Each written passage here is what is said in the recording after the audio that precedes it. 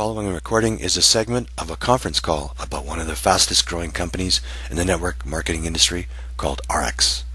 The speaker is Dr. Fred Cooper, and on the call, Dr. Cooper explains why he left his position as president of his previous company to be one of the founders of Ariix. He also explains why Ariix is like no other company in the industry.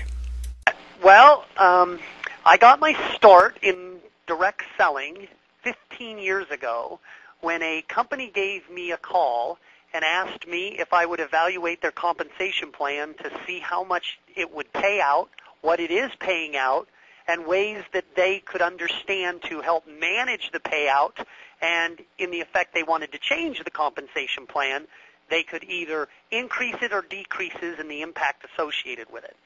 So I was on retainer with that company. Name of the company is Usana Sciences. It's a publicly traded company on the New York Stock Exchange, and that's where I got my start.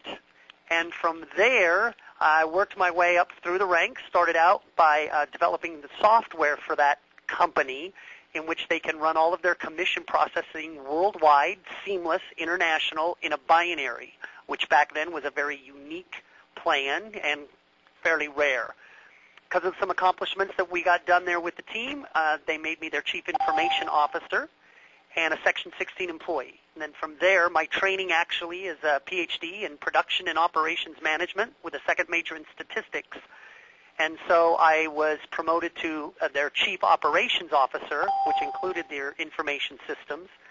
And I served in that capacity for another, 5 years or so, and then finished my stint with them as the president of Usana worldwide for about 3 years before we left last May. And simply put, the reason that we had left was rather disappointing to us. We had put in, obviously, a long amount of time. Many of my partners in this company had had well over a decade of service. And we left because we did not agree with the direction of the owner and the owner's son, who was then put in charge as the CEO of the organization. And as Section 16 officers of the company, you have two choices as an employee. You will either go along with the mandates that they are dictating should be followed, i.e. changes to the compensation plan, increasing in pricing, and ultimately the actual cutoff of distributor businesses in their current country they were doing business in. You'll either deliver the message and execute the company plans, or you'll quit. And there gets to be a point when you feel like the balance of power is so unfair with one or the other. We left Usana and decided, you know what, if they don't want to listen to our recommendations of what we think should be done at Usana to grow a bigger and better organization, we will do it on our own. So we gave them notice that we would do that 3 years ago if they didn't change. We received promises that things would change. Nothing changed. And at the end of those 3 years, we walked in and said, time's up, we're leaving. And we have started Ariix to actually become what we think is a better direct selling company by affording distributors rights and power that control the activities of a company to make sure that when there's a nice balance of power, both sides benefit from the business relationship that they've established.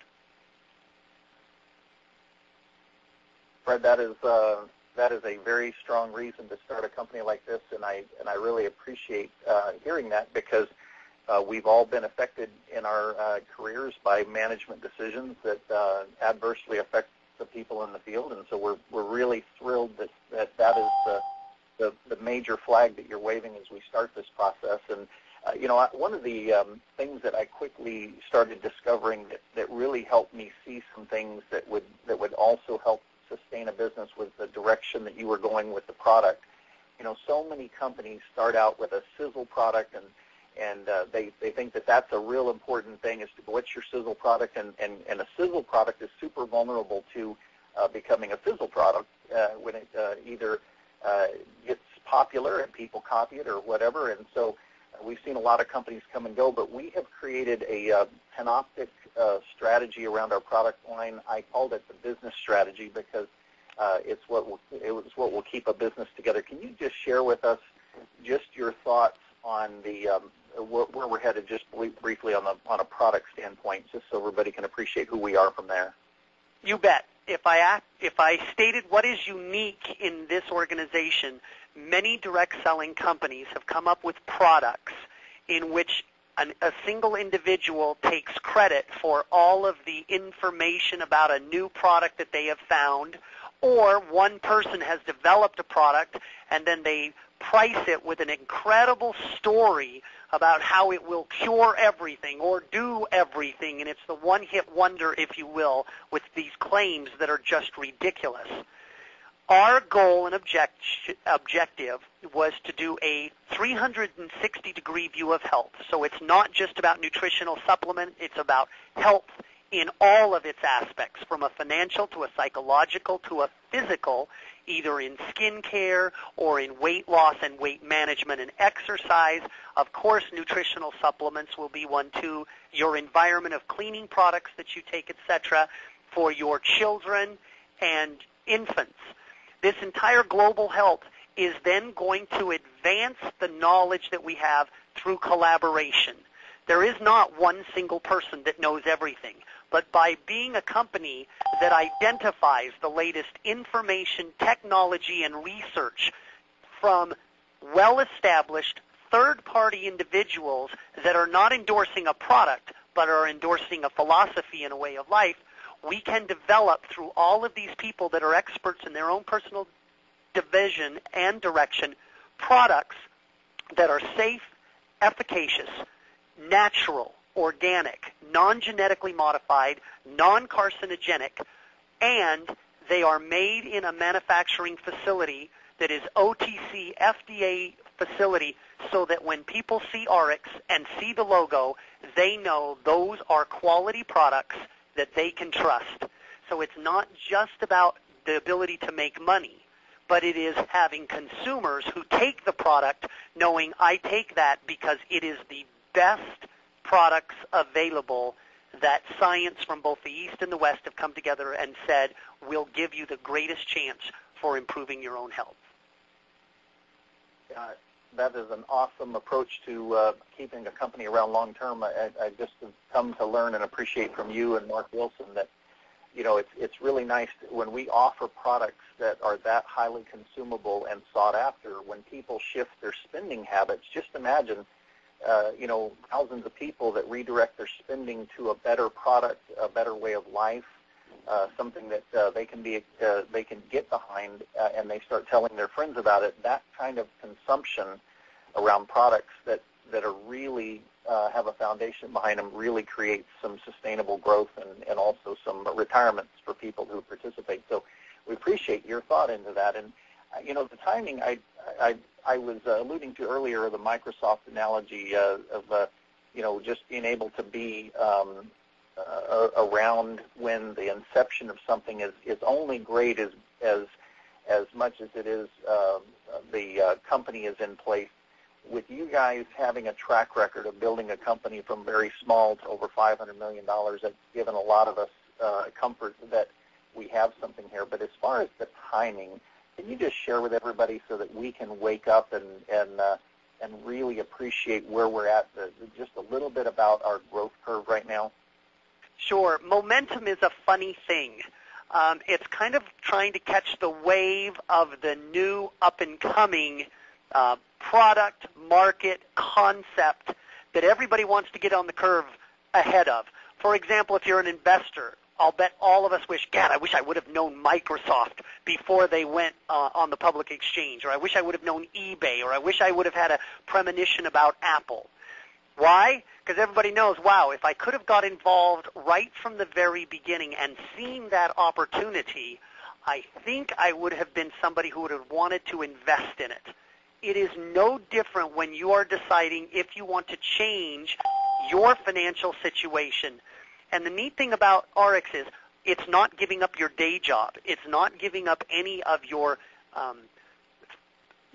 risk of your assets. It is primarily the time. And actually the amount of time required is an hour a day.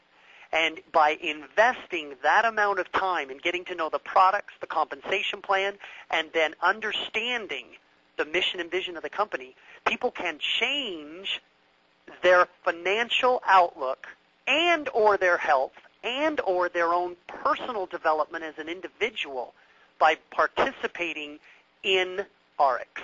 And that growth and that appeal is happening now at an unbelievable rate. The company I came from did their first $1 million week in their 4th year of business. In fact, 2 of the billion-dollar companies in direct sales both hit that milestone in their 4th year. Ariix is going to hit that milestone in its 1st calendar year of business, because people kind of put it together and say, wow, how do you spot an opportunity in the future when you live in today? And you have to look at it by, do they offer a product or products that are unique and consumable? Do they have a proven track record in terms of the management of the organization so they know what they're doing? And finally, are they offering a unique perspective for entrepreneurs to be able to have them make some money in this venture in which they can gather people that will generate sales for them? And in our case, it would appear we have a pretty good story in all 3 of those dimensions, and that's why our growth is going like it is. We estimate our first year sales will be around $60 million. Brad, that is absolutely incredible. It is so exciting to be partnered with people that have that talent and ability. And I'll just share this with everybody on the phone, that in terms of not missing that wave, if we could rewind the clock back to the late 70s, early 80s, and with what you know about Microsoft, if you were given a window of 90 days to participate in with the information you know on Microsoft, how would you use every precious moment of your time on that trip back in time? So think about this. That is, people would accumulate as much stock as they could. In networking, it's the size of the organization.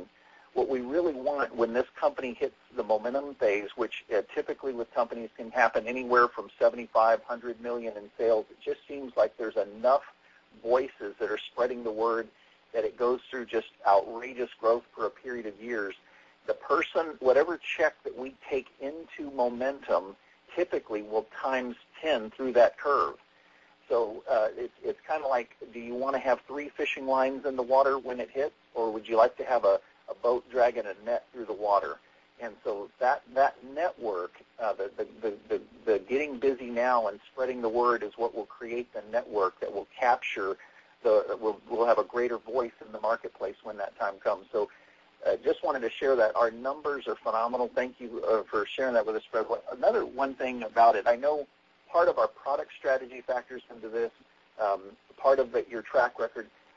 Why will Ariix go long term? Can those of us, there's some people on the phone that are here for not only some serious income, but they would also like to see this become a retirement check or an annuity that they can count on, and instead of working for 30 or 40 years somewhere else, shorten that retirement curve to 3 to 5 years with Ariix, and give us some kind of a feel for why you feel that we're going to go long term, just from your perspective. Sure. I would actually cite, first of all, Harvard University, in which they gave a study that identified the factors most likely to identify a successful business or organization. Let me list some of those out for you. One of them, of course, is cash flow. You have to be able to make more money every month than you are expending. In our business, everything is a cash upfront model. We don't have receivables or we don't have payment terms. So as a result, we get our cash first before we ship the product, means cash in first before the commissions go out. And even though the commissions go out weekly, which is very nice, it still creates a perfect positive cash flow for the business entity. Number 2, the company has to be profitable, i.e. you've got to be able to charge more and enough in a margin that you can become profitable after you cover your expenses. Not quite the same as cash flow. Cash flow deals with timing of your income, whereas profitability means that I make more than I charge for it. The only way you can make more than you charge is to have unique, efficacious products that people can demonstrate and show a difference for people while you satisfy a need. And boy, I'll tell you, I could spend an hour on our products and all of the unique characteristics and patented processes that we have, but I luckily have a chief products officer who's forgotten more than I'll ever know on those products. who knows, Jerry, maybe sometime you can put her on the call to walk through each of the products that we are offering and where the product line is going in terms of expansion. The third item that makes a successful business is consumability. Now, consumability doesn't necessarily mean ingestible. I don't have to take it and eat it, but I have to use it up every month. So like a service, mowing lawns is a consumability in that every week you need your lawn mowed. Satellite television is consumable. You use it and have a reoccurring expense every month. So are products associated with your health. We've identified products that you buy on a recurring basis, helping people develop a habit for life, and therefore once you have a customer who has had an effect that is profound on their health, they will invariably consume those products for lifetime. That generates recurring sales, and you don't have to keep getting customers over and over and over. Number three. The fourth item, of course, is the management team. Well, we did okay at Usana, so I'll try to be humble and say I think you've got that particular item covered, so that you'll be able to make sure in your realm that the management team knows how to budget and how to control expenses related to the cash that's coming in on your business. Notice the final aspect, of course, is the effort that is dedicated to the business or entity under which people are doing business. There's a slight difference after that. Some deal with location depending on the type of model it is. And in our case, since it is by word of mouth on a home-based business, location is definitely covered.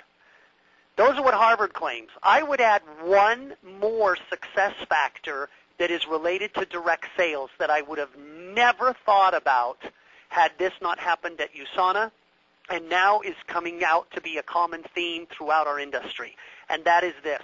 You need rights that will protect you as a business owner from wrongful termination or changing of the agreement and terms of the contract that you have with the company you decide to be affiliated with. Let me give you a case in point. Virtually every direct selling company that I am aware of, and I'm aware of a lot of them, have in their policies and procedures, i.e. the agreement that you have signed with them, that they can change the terms and conditions of their policy and procedure at any time, at will, and if you accept their check, you will accept the new terms and conditions. So basically, whatever the company would like to do, including going retail, stopping your commissions altogether, only require as little as 30 days notice to terminate that agreement. So without rights specifically written in agreement for the distributor, I would state the last thing you're going to need for a long-term lifetime residual income is to make sure that the partner you picked not only verbally makes all these promises, but puts it in contractual writing to make sure that there's always a balance of power between the company and the independent business owner. Fred, I think that everybody can tell that your commitment to making this a viable business, not just from your expertise, but to your intention. Someone once told me, look at what people pay attention to, and you'll know what their intentions are. And it's so awesome to be able to go out charging and building this business, knowing that you guys have got the best of intentions and the experience to make it happen. So thank you. One last thing I want you to comment on, because we got people on the line tonight that are hearing about the business for the first time. There's some who are brand new. There's others who have been doing this for a few months. And the conference is coming up, our actual launch convention in Anaheim, April 27th and 28th. There's an old saying in the industry that goes, belief is influence. And the greater the belief a person has, the greater the influence that they will have in what they do. And so can you just share with everybody your passionate reason why everyone needs to make a firm commitment to be at the conference so that they can transform themselves and build a business that will show up because of who they are and what they become from being there? Yeah.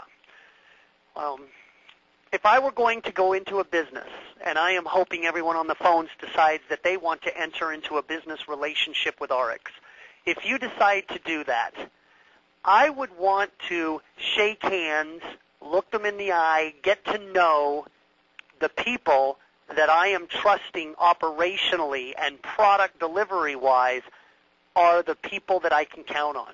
In the end, I am telling you, I don't know why anyone would join another network marketing company given what I know about comp plans and given what I know about distributor rights and what are protected in policies and procedures. I would be scared to death to join anyone but Ariix. But in the end, it's not just about what we say and what we put in writing. You've got to meet the people and get a feeling for what the company is about. It all ends up to how you feel about something. And if you feel good about it, you should do it. And if you're apprehensive or feel tentative, you should not. I have found for myself, if I go against that gut instinct, more often than not, I always end up regretting the choice that I made.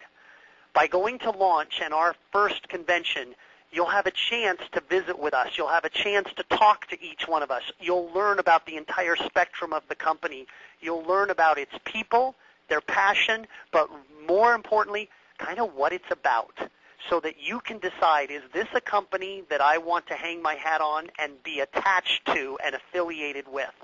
And I believe if you will attend one of those events and get a chance to meet Deanna personally, your confidence level will shoot through the roof that you have someone who is crazy passionate about product efficacy and product safety. You will have an assurance that you have a chief financial officer who understands financial models, how to maintain prosperity, how to be fiscally responsible just by his very nature.